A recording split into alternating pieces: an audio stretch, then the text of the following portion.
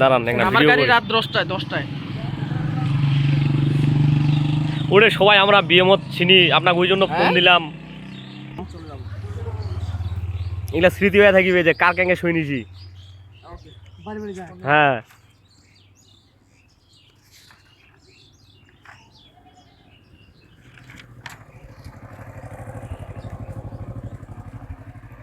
বড় বাপ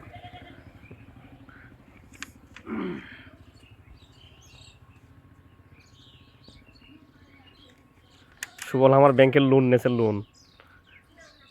এ বন্ধু আর টাকা লাগিও হেলা ও হয় আপনি যে টাকা দিতে চাইলেন কি হইলো বলেন দেখি? টাকা তো লাগে যে এখন।